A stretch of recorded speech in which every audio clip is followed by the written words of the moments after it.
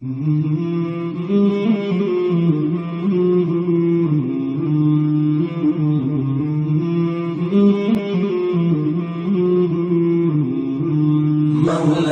صل وسلم دائما أبدا على حبيبك خير الخلق كلهم. مولاي صل وسلم دائما أبدا على حبيبك خير الخلق كلهم.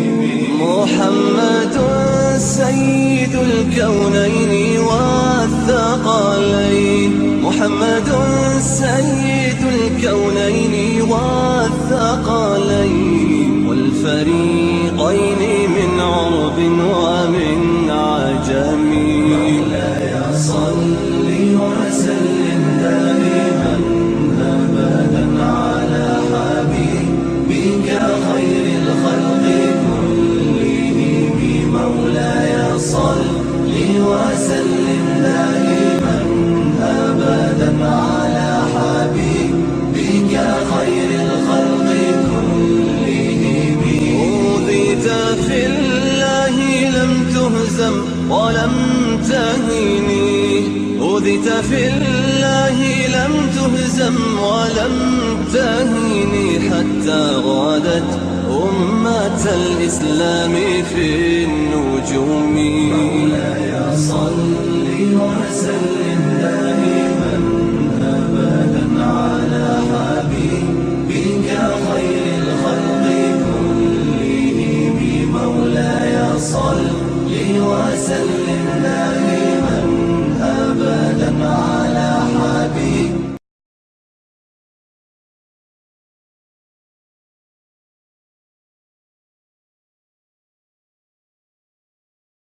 السلام عليكم ورحمة الله وبركاته.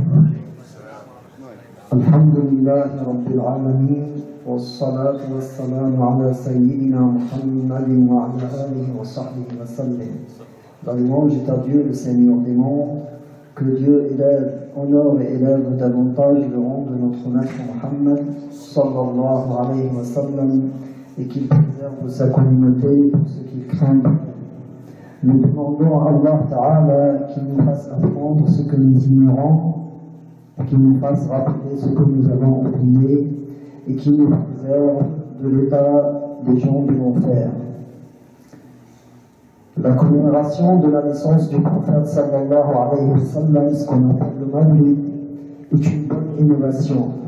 Dans la langue arabe, une innovation, ce qu'on appelle la bid'a, c'est ce qui a été instauré sans équivalent antérieur.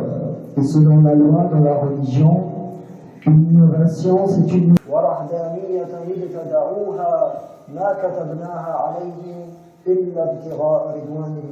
ce qui signifie nous avons créé dans les cœurs de ceux qui l'ont suivi une bienveillance, une miséricorde et un monarchisme qu'ils ont innové. Nous ne leur avons pas ordonné, ils ne l'ont fait que par recherche de l'agrément de Allah Ta'ala. Allah fait l'éloge des musulmans qui suivaient la loi de Jésus, Isa alayhi salam, parce qu'ils étaient des gens miséricordieux et qu'ils avaient de la compassion, et parce qu'ils ont innové ce monarchisme, ce qu'on appelle Awardaniya, qui consiste à couper court au désir pourtant permis, et ce, en plus de l'abandon des péchés. Ils en arrivèrent au point de ne plus se marier, de délaisser les jouissances permises, telles que les plaisirs de la table et les habits luxueux, et ils se sont consacrés totalement à l'au-delà. Ils ont innové quelque chose que Isa alayhi salam ne leur a jamais prescrite. Allah a fait leur éloge pour ce monarchisme. Et le prophète sallallahu alayhi wa sallam a dit, d'après ce qui a été rapporté par Jabir ibn Abdullah al-Bajali, dans le Sahih de Muslim, que le prophète a dit, sallallahu alayhi wa sallam, ce qui signifie, quiconque instaure dans l'islam une bonne tradition, on aura la récompense, et une récompense chaque fois que les gens le feront après lui, sans que rien ne soit diminué de leur récompense. et quiconque instaure dans l'islam une mauvaise tradition se chargera de son péché et d'un péché chaque fois que les gens la feront après lui sans que rien ne soit diminué de leur péché. Par conséquent, nous apprenons à partir de ce hadith que c'est le messager lui-même qui a enseigné à sa communauté que l'innovation est de deux sortes. Une innovation d'agrément, qui est la nouveauté qui ne contredit pas. Une innovation d'agrément, qui est la nouveauté qui contredit le Coran et la Sunna. Une innovation de bonne idée, qui est la nouveauté qui est conforme au Coran et à la Sunna. Et les califes bien guidés après le prophète sallallahu alayhi wa sallam ont fait beaucoup d'innovations. Par exemple, Abu Bakr as-Siddiq a rassemblé le Coran dans un mushaf, ce qu'on appelle aujourd'hui le mushaf. Et Omar ibn Khattab, que Allah l'a gré, a réuni les gens derrière le compagnon Ubay ibn Ka'b pour la prière, faire la prière des tarawih en assemblée. Et il a dit ce qui signifie: quelle bonne innovation que celle-ci. Ainsi, Uthman ibn Affan a ordonné qu'on fasse le deuxième appel à la prière dans la prière du Jumu'ah. Al-Hafid ibn Hajar a trouvé dans la Sunna une origine à la permission d'organiser le Mawlid. Dans le livre Al-Hawi al-Fatawi, d'après ce que rapporte Ibn Abbas, que Allah l'a gré, lui, son père, il a dit, lorsque le prophète est arrivé à Médine, il a trouvé que les Juifs jeûnaient le jour de Ashura. Quand on les a interrogés à ce sujet, ils ont répondu: c'est le jour durant lequel Allah a donné la victoire à Moussa et aux fils d'Israël sur Pharaon. Et nous jeûnons ce jour-là pour le glorifier. C'est alors que le messager sallallahu alayhi wa sallam a dit: nous sommes musulmans, alors que vous ne l'êtes plus. Le prophète a ordonné, a dit, ce qui signifie: nous sommes plus proches que vous de Moussa. C'est-à-dire que nous sommes musulmans, alors vous ne l'êtes plus. Le prophète a ordonné de jeûner ce jour d'une injonction indiquant le caractère recommandé. Le prophète a jeûné le jour de Ashura pour remercier Allah d'avoir donné la victoire à Moussa et aux fils d'Israël sur Pharaon. Et nous célébrons le Mawlid du prophète Muhammad sallallahu alayhi wa sallam pour remercier Allah Ta'ala de nous avoir envoyé le prophète Muhammad sallallahu alayhi wa sallam. Et le premier qui a célébré le Mawlid, qui a instauré cette innovation, c'était un roi, il s'appelait Al-Mubaffar. Il a vécu dans le début du 7e siècle. Et lorsqu'il a fait le Mawlid, il a invité beaucoup de savants qui étaient à son époque. Concernant la naissance du prophète sallallahu alayhi wa sallam, Al-Bayhaqi a rapporté, d'après Ibn Abbas, qu'il a dit: le prophète est né l'année de l'éléphant, quand au mois de sa naissance, c'est Rabi' al-Awwal, 3e mois lunaire. Et ce qui est retenu par les savants, qu'il est né la 12e nuit de ce mois. Quant au jour de sa naissance, il s'agit du lundi, sans divergence.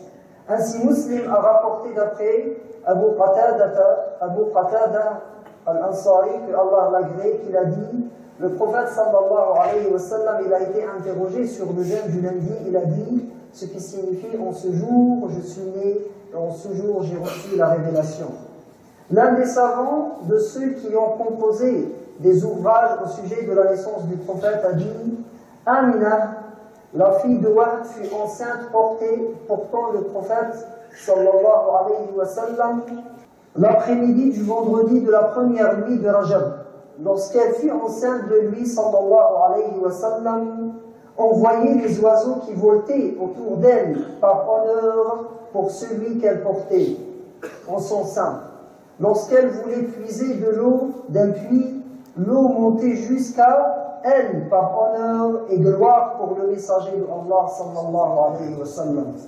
Elle disait: j'entendais le tasbih des anges autour de moi et j'ai entendu quelqu'un dire: voici le maître des messagers. Lorsque le mois de Rabi' al-Awwal est commencé, la 12e nuit, c'était la nuit du lundi, une nuit éclairée. Amina était restée seule dans la maison, sans personne à ses côtés. Abdul Muttalib, qui est le grand-père du prophète Muhammad sallallahu alayhi wa sallam, avait renfermé la porte sur elle de crainte que quelqu'un ne vienne à elle. Elle a dit, je suis restée et j'ai entendu un bruit entre le ciel et la terre. J'ai vu un ange immense qui portait 3 drapeaux. Il a mis un sur l'Orient, le deuxième sur l'Occident et le troisième sur la Kaaba. Amina a dit, lorsque ce fut la nuit de 12 Rabi' al-Awwal, j'ai su que celui qui était dans mon ventre voulait descendre. Je me suis mise à pleurer du fait de me retrouver seule dans la maison. C'est alors que d'un coin de la maison, j'ai vu 4 femmes de grande taille, vêtues de pagne blanc. Elles étaient telles des lunes radieuses. Elles embaumaient un parfum magnifique. Je leur ai dit, qui êtes-vous donc, vous dont Allah, par sa grâce, m'a accordé la présence dans ma solitude et qui a soulagé par vous mon épreuve? La première répondait, je suis Myriam, fils de Ibrahim. Voici à ta gauche Sarah, la femme de Ibrahim, et voici à ton niveau, derrière toi, Hajar, la mère de Ismaïl, et voici devant toi Assia, fils de Muzaqim. Amina rapporte, à cet instant j'ai vu des météorites partir de droite et à gauche. Allah révéla à Ridwan des corps, le paradis, et met devant ces demeures les Hour, qui sont les femmes du paradis, et les Wildan, qui sont les serviteurs des gens du paradis. Les anges se sont prosternés, et il a été dit à Malik, ô Malik, ferme les portes de l'enfer, et enchaîne le diable pour la descente des chefs parmi les anges. Amina a dit, je n'ai pas ressenti ce que ressentent les femmes lors de l'accouchement.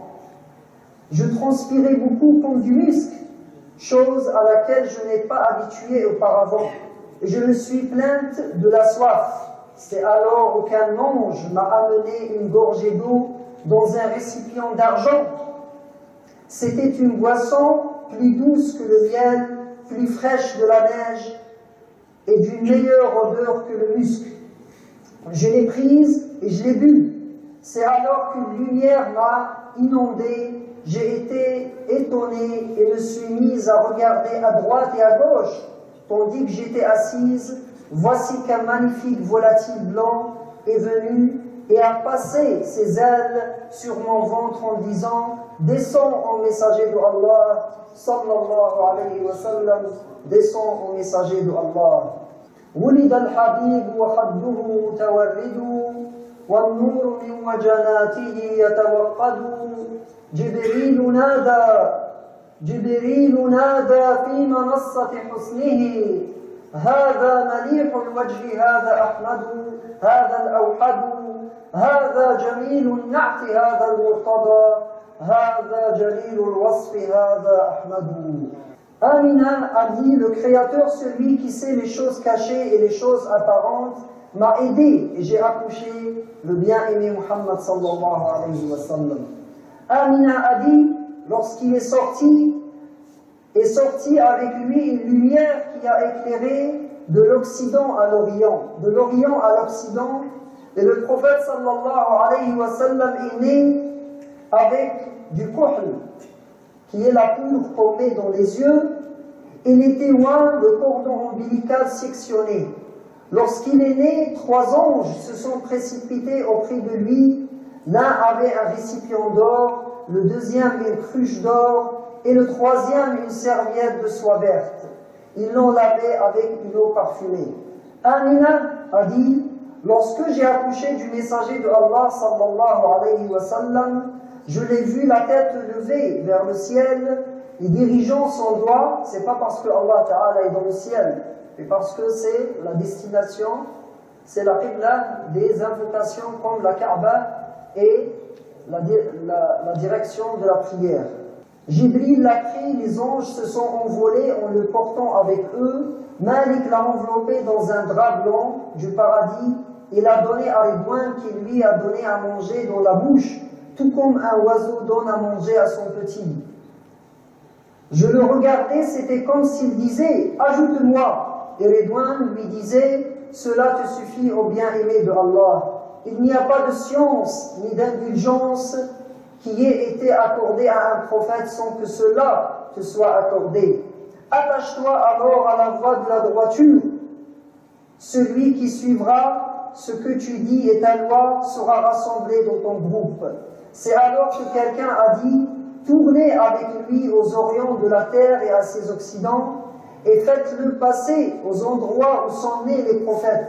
Donnez-lui la sérénité de Adam, la connaissance de Shif, la douceur de Nuh, la proximité due à l'agrément accordé à Ibrahim, la satisfaction de Ishaq, l'éloquence de Ismaïl, la sagesse de Luqman, la patience de Ayoub, la belle voix de Daoud, la force de Moussa, la sérénité de Isa, la compréhension de Sulaiman, la médecine de Daniel, le respect qu'inspirait Ilyas, la préservation de Yahya, l'acceptation de Zacharia, et enveloppez-le des caractères ou des prophètes et couvrez-le. Il est le bien-aimé du Seigneur des mondes, honneur aux genoux qui l'ont serré, honneur aux bras qui l'ont étreint, honneur aux bras qui l'ont pris et honneur à la maison qui l'a habité. Les oiseaux ont dit, nous chargerons de le nourrir. Les anges ont dit, nous sommes prioritaires. Les fauves ont dit, nous l'allaiterons. Allah Ta'ala a dit, et cela ce n'est pas dans le Coran, mais ce qui a été rapporté par les savants, je suis prioritaire sur mon prophète Muhammad sallallahu alayhi wa sallam. J'ai réservé que ne l'allaitera que mon esclave Habiba.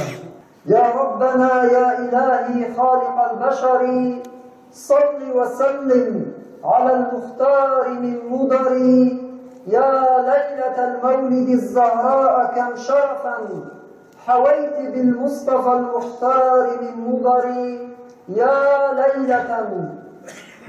ليلة ما تجارى في فضائلها لأنها في الليالي غرة القمر يا ليلة ما لها في الدهر ثانية لأن جوهرها فرد لذي النظر والحمد لله رب العالمين والصلاة والسلام على سيدنا محمد وعلى آله وصحبه وسلم أعاده الله علينا وعليكم باليمن والبركات وغفر الله لنا ولكم وللمؤمنين والمؤمنات وبارك